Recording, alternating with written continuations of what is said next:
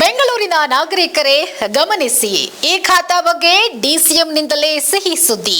ನನ್ನ ಖಾತೆ ನನ್ನ ಸ್ವತ್ತು ಖಾತಾ ಮೇಳ. ಮನೆ ಬಾಗಿಲಿಗೆ ಉಚಿತವಾಗಿ ಬರಲಿದೆ ಈ ಖಾತಾ ಪ್ರತಿ. ಹೆಲೋ ಬೆಂಗಳೂರು, ನಮಸ್ಕಾರ. ಬೆಂಗಳೂರಿನ ನಾಗರಿಕರಿಗೆ ರಾಜ್ಯ ಸರ್ಕಾರ ಮಹತ್ವದ ಸಿಹಿ ಸುದ್ದಿ ಕೊಟ್ಟಿದೆ. ಈ ಖಾತಾ ಬಗ್ಗೆ ಕೇಳ್ತಾ ಇದ್ರಿ ಅಲ್ವಾ? ಹೇಗಪ್ಪ ತಗೊಳ್ಳೋದು, ಎಷ್ಟು ದಿನ ಅಲದಾಡಬೇಕಾಗುತ್ತೋ, ಏನೇನ್ ದಾಖಲೆಗಳನ್ನ ಕೊಡಬೇಕಾಗುತ್ತೋ ಅಂತ ಟೆನ್ಷನ್ ಮಾಡ್ಕೊಂಡಿರೋ ಬೆಂಗಳೂರಿನ ಜನತೆಗೆ ಉಪಮುಖ್ಯಮಂತ್ರಿ ಹಾಗೆ ಬೆಂಗಳೂರು ನಗರಾಭಿವೃದ್ಧಿ ಸಚಿವ ಡಿಕೆ ಶಿವಕುಮಾರ್ ಅವರೇ ಶುಕ್ರವಾರದ ಪತ್ರಿಕಾಗೋಷ್ಠಿಯಲ್ಲಿ ಈ ಖಾತಾ ಬಗ್ಗೆ ಸಂಪೂರ್ಣ ಮಾಹಿತಿ ಕೊಟ್ಟಿದ್ದಾರೆ. ನಗರದಲ್ಲಿ ಆಸ್ತಿ ನಿರ್ವಹಣೆ ಮತ್ತು ಮಾಲೀಕತ್ವವನ್ನು ಸಂಪೂರ್ಣವಾಗಿ ಡಿಜಿಟಲೀಕರಣಗೊಳಿಸುವ ನಿಟ್ಟಿನಲ್ಲಿ ಬರೋಬ್ಬರಿ 25 ಲಕ್ಷಕ್ಕೂ ಅಧಿಕ ಆಸ್ತಿಗಳನ್ನ ಈ ಖಾತೆ ವ್ಯವಸ್ಥೆ ಅಡಿ ತರಲಾಗಿದೆ. ನಾಗರಿಕರಿಗೆ ಯಾವುದೇ ಗೊಂದಲವಿಲ್ಲದೆ ಸುಲಭವಾಗಿ ಸೇವೆ ಒದಗಿಸುವುದಕ್ಕೆ ಬೆಂಗಳೂರಿನಾದ್ಯಂತ 50ಕ್ಕೂ ಹೆಚ್ಚು ಕೇಂದ್ರಗಳನ್ನ ತೆರೆಯಲಾಗುತ್ತೆ. ಬಹುತೇಕ ಈ ಕೇಂದ್ರಗಳು ಸರ್ಕಾರಿ ಶಾಲೆಗಳಲ್ಲೇ ಕಾರ್ಯನಿರ್ವಹಿಸುತ್ತವೆ. ನಾಗರಿಕರು ತಮ್ಮ ಈ ಖಾತೆ ದಾಖಲೆಗಳ ತಿದ್ದುಪಡಿ ಅಥವಾ ಹೊಸ ಅರ್ಜಿ ಸಲ್ಲಿಕೆಗಾಗಿ ಈ ಕೇಂದ್ರಗಳನ್ನ ಸಂಪರ್ಕಿಸಬಹುದು. ಈ ಶನಿವಾರವೂ ಕೂಡ ಕೇಂದ್ರಗಳು ಕಾರ್ಯನಿರ್ವಹಿಸುತ್ತೆ. ಇದಕ್ಕಾಗಿ ನನ್ನ ಖಾತೆ ನನ್ನ ಸ್ವತ್ತು ಎನ್ನುವ ವಿಶೇಷ ಅಭಿಯಾನದ ಅಡಿ ಖಾತಾ ಮೇಳವನ್ನ ಆಯೋಜಿಸಲಾಗ್ತಾ ಇದೆ. ದಾಖಲೆಗಳ ಪರಿಶೀಲನೆ, ಅಗತ್ಯವಿರುವ ಅರ್ಜಿದಾರರಿಗೆ ಸ್ಥಳದಲ್ಲಿಯೇ ಸ್ವೀಕೃತಿ ಪತ್ರ ನೀಡಿ 15 ದಿನಗಳ ನಂತರ ಬರೋದಕ್ಕೆ ಸೂಚನೆ ನೀಡಲಾಗುತ್ತೆ. ಈ ಕಾಲಾವಧಿಯಲ್ಲಿ ಅಧಿಕಾರಿಗಳು ಸ್ಥಳ ಪರಿಶೀಲನೆ ನಡೆಸುತ್ತಾರೆ. ಇದುವರೆಗೆ 25 ಲಕ್ಷಕ್ಕೂ ಹೆಚ್ಚು ಆಸ್ತಿಗಳನ್ನ ಈ ಖಾತಾ ವ್ಯವಸ್ಥೆ ಅಡಿ ತರಲಾಗಿದೆ. ಇವುಗಳ ಪೈಕಿ ಈಗಾಗಲೇ 7,000ಕ್ಕೂ ಹೆಚ್ಚು ಅರ್ಜಿಗಳನ್ನ ಯಶಸ್ವಿಯಾಗಿ ವಿಲೇವಾರಿ ಕೂಡ ಮಾಡಲಾಗಿದೆ.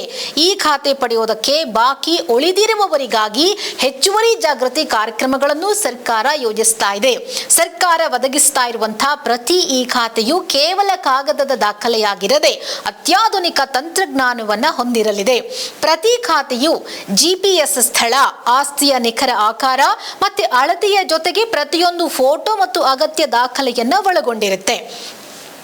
ಇನ್ನು ಪ್ರತಿಯೊಂದು ದಾಖಲೆಯು ದೋಷರಹಿತವಾಗಿ ಭರ್ತಿಯಾಗುವುದನ್ನ ನಾವು ಖಚಿತಪಡಿಸಿಕೊಳ್ತಾ ಇದ್ದೇವೆ.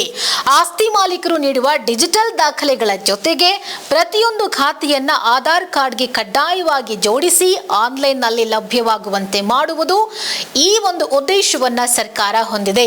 ಮುಂಬರುವ ದಿನಗಳಲ್ಲಿ ಈ ಅಭಿಯಾನದಿಂದ ಸುಮಾರು 10 ಲಕ್ಷಕ್ಕೂ ಹೆಚ್ಚುವರಿ ಕುಟುಂಬಗಳು ನೇರವಾಗಿ ಇದರ ಪ್ರಯೋಜನ ಪಡೆಯುವ ನಿರೀಕ್ಷೆ ಇದೆ.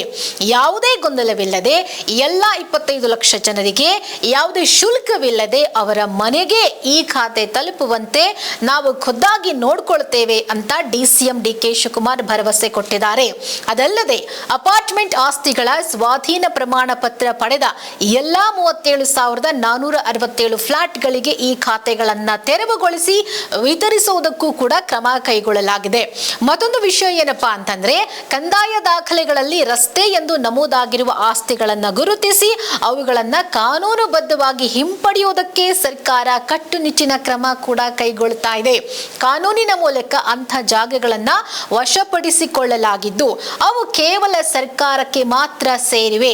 ರಾಜ್ಯ ಸರ್ಕಾರದ ಈ ಸಮಗ್ರ ಡಿಜಿಟಲೀಕರಣ ಕಾರ್ಯಕ್ಕೆ ಕೇಂದ್ರ ಸರ್ಕಾರವು ಮೆಚ್ಚುಗೆ ವ್ಯಕ್ತಪಡಿಸಿದ್ದು, ಭಾರತ ಸರ್ಕಾರ ನಮ್ಮ ಈ ಯೋಜನೆಗೆ ಪ್ರಶಸ್ತಿ ಕೊಟ್ಟಿದ್ದು ಇದು ಇಡೀ ದೇಶಕ್ಕೆ ಒಂದು ಉತ್ತಮ ಮಾದರಿ ಅಂತ ಬಣ್ಣಿಸಿದೆ ಅಂತ ಡಿಕೆ ಶಿವಕುಮಾರ್ ಹೇಳಿದ್ದಾರೆ.